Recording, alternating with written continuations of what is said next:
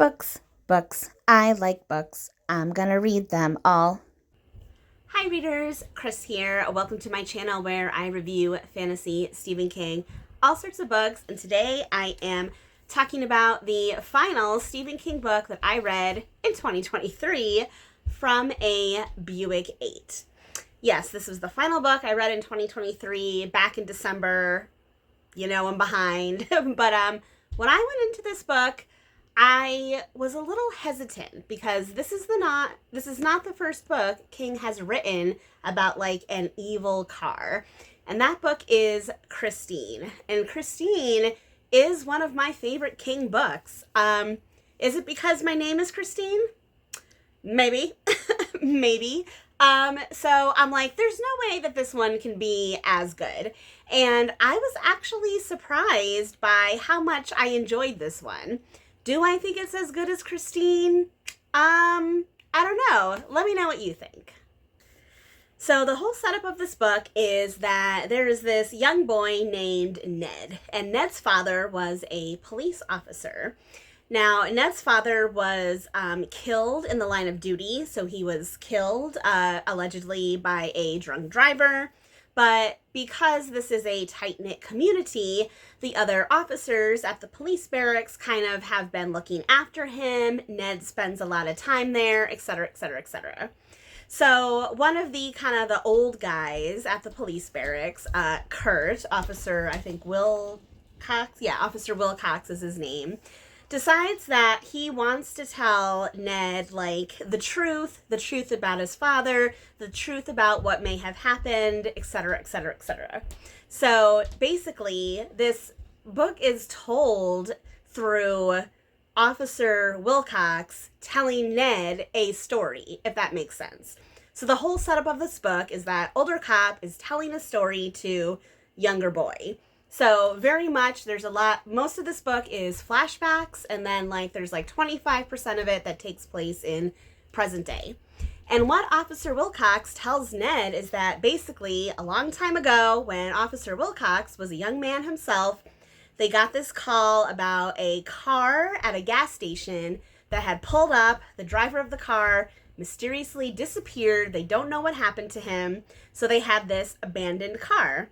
They ended up bringing the car back to the police barracks, and this is the car, the Buick, and all of this weird stuff started happening. It's not weird enough that the owner of the car mysteriously disappeared, but crazy stuff started happening, and there was clearly something going on with this car, and it may or may not have led to the death of Ned's father.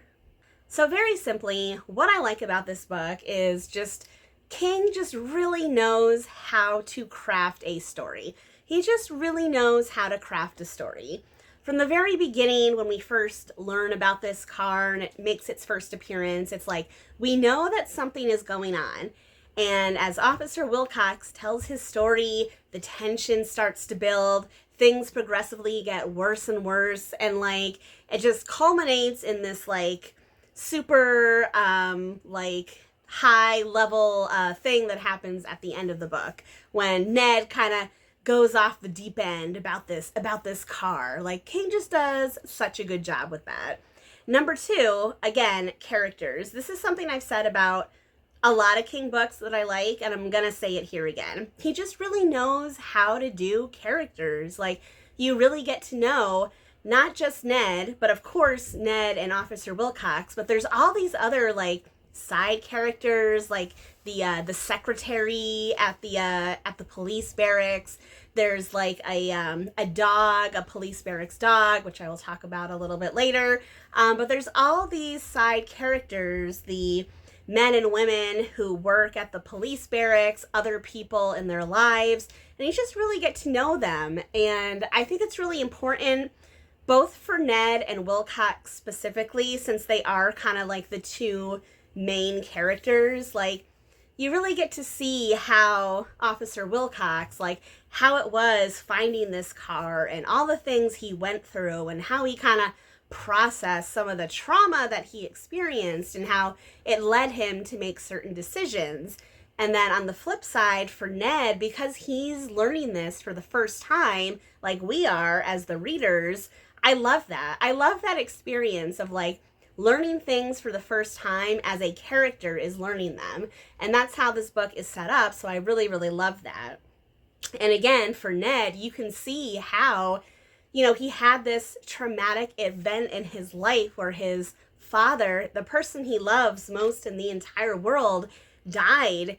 And he thought that his father died from a drunk driver, but now he's finding out that that might not be true.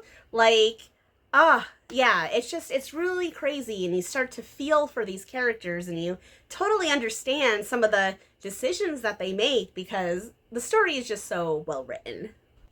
Another thing I appreciate about this book is that in the past, I have accused King of really needing editing, of letting stories go on way too long. And as you can see, this book is a lot shorter than some of his other books. And I have to call that out because I do really appreciate it.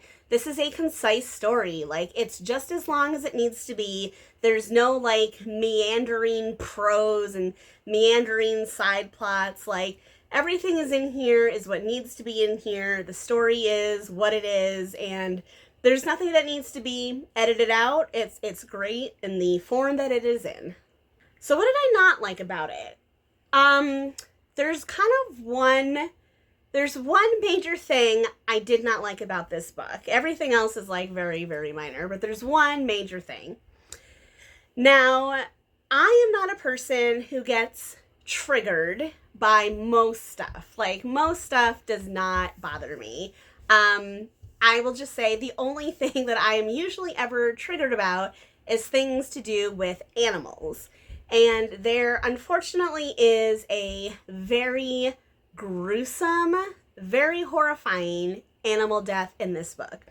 I was not expecting it because obviously this book came out in a time before triggers were a thing. But I was not expecting it going into this book. And it was really horrifying. And I did find myself kind of having to put the book down and step away and come back to it. Because other than that, I really enjoyed the book. But if you are like me and you are triggered by animal, like harm, animal death, be warned about that. Because again, I had no idea.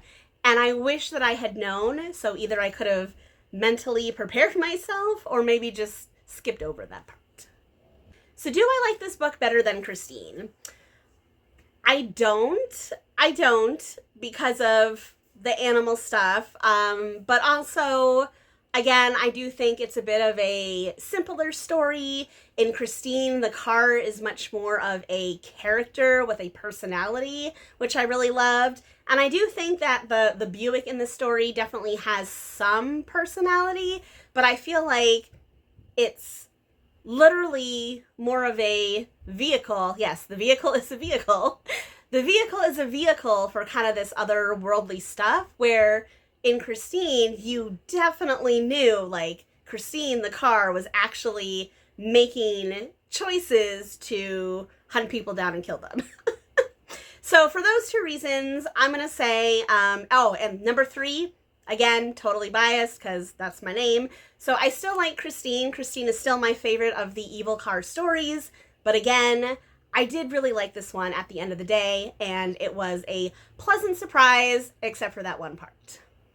So that is it for me today on From A Buick 8. So now I want to know from you, have you read From A Buick 8? Have you read Christine? Which one did you like better? Were you shocked by the animal death? Let me know all your thoughts in the comments section below. And as always, if you like this video, please give it a thumbs up. If you're not already, please subscribe to my channel for more bookish stuff coming your way soon. All right, everyone. Happy reading.